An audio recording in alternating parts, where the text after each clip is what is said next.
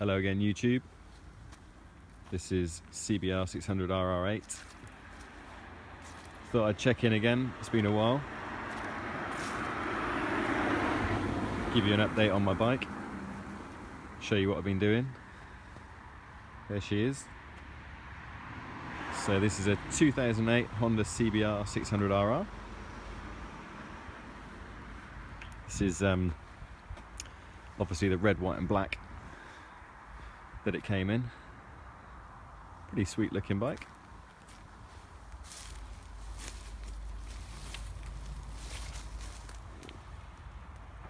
There she is. So yeah, since my last update I've made quite a few changes to the bike. Some performance and some, I guess, aesthetic, just to make it look nice. May as well start at the front. So down here we've now got the carbon fibre front fender, which I think is a lot better than the standard one. It was a red one before, and I think this carbon fibre one looks pretty nice under there. Then we've got stainless steel, braided hoses by HEL. Again, I've done those in the carbon fibre look, so the brake lines match the front fender. Look quite nice. Brakes are still standard. Haven't changed those at all. Wheels are still standard OEM. Got the Flushmount indicators here at the front, which for me it's probably one of the biggest improvements of the bike. Before it was those nasty old stalks that stuck out and they look so dated. These flush mounts look really good. Yeah, pleased with those. Not too expensive either. Fairly easy to actually fit them. Just had to splice together the wiring loom. Under there, got an R&G radiator guard. I was out on a ride with a friend of mine. We'd done about 2 miles and a stone popped up off the road straight into my radiator, punctured a hole in it. That was the end of our ride.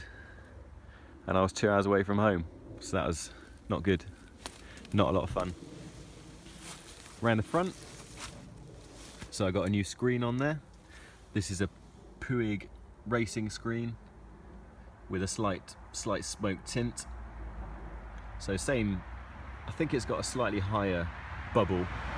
I don't know whether it's a typical double bubble screen, but I think it looks pretty nice there. And moving around, so I went for some ASV levers in black, so fully adjustable, lifetime guarantee as well apparently. So these are quite nice. I got the standard length clutch lever, so that's all good. And I've got some Renthal grips as well, and I've got the R&G bar ends here. And then on the other side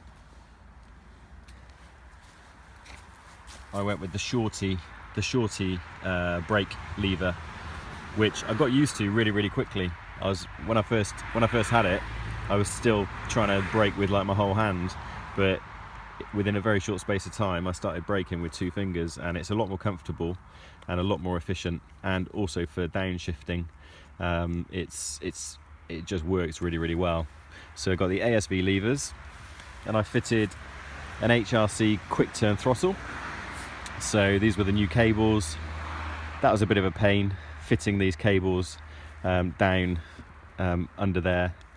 It took a little while, let's put it that way, but I was really pleased. And so the throttle now is that's full throttle, which isn't far at all. So you're pretty much on wide open throttle a lot faster than you would be with the standard throttle on there, which is good. To the side of the bike, so I've got these Stompgrips. So I fitted these clear Stompgrips, and then I've got a black strip here as well. So I noticed these were really useful when I was doing track days. When I'm hanging off from one side, you know, before when I didn't have them, it was very slippery just on the tank itself. So these Stompgrips have made a massive difference. They do tend to show a bit of dirt though around them, which is a bit of a shame. It's hard to get them really clean, but from a distance, yeah, you can still see the dirt, but it is what it is. It's not a major problem. I think that's it for the front of the bike. Then the rear, you can probably see down there, got the carbon fibre rear fender, which looks awesome.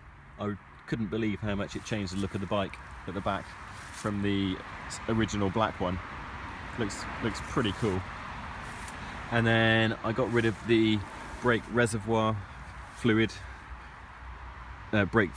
reservoir, I should say, which I think was mounted possibly onto this bracket here. Got rid of all that, got rid of the rear foot pegs as well. And then I fitted this HRC brake fluid reservoir here. However, it's gone cloudy, unfortunately. This should be clear, and it's gone cloudy. So I've got some more pipe, I just need to redo that. But it certainly tidies up the side and the back of the bike without having that big old reservoir stuck up here. So that's pretty nice.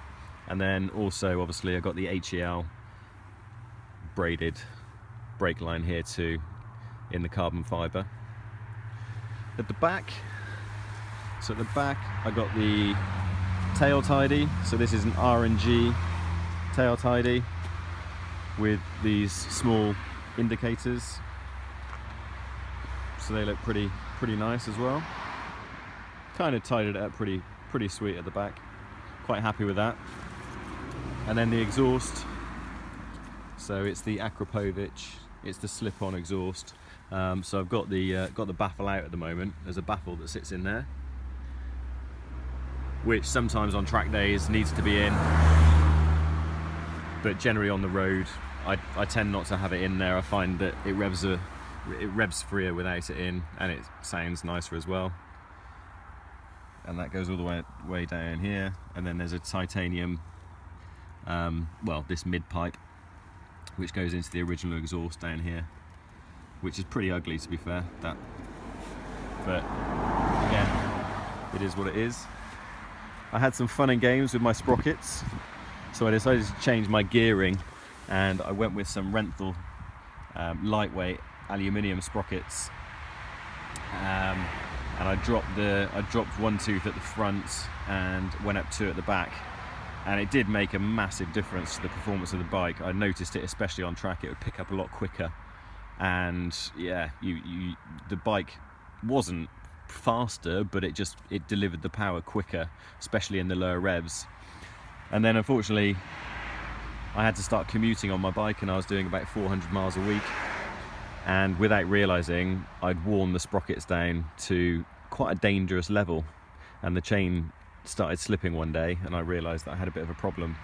So fortunately the chain didn't come off, and I lived to tell the tale. But I decided to go back to the standard. I went with an OEM sprocket kit in steel and a new chain as well. So that's only been on there for probably 4 weeks or so. But it did teach me to maintain my bike regularly, especially when you're doing quite a few miles a week, as I was, and I wasn't really checking the chain for slackness or for lube, and I wasn't checking my sprockets either. So it was a good lesson. It taught me to look after my bike. I think that's pretty much it.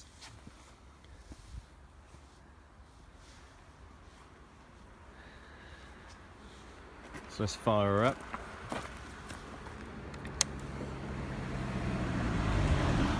Up to 22,000 miles on the clock now, which is slightly depressing. I bought it with 6,000 miles on there a couple of years ago.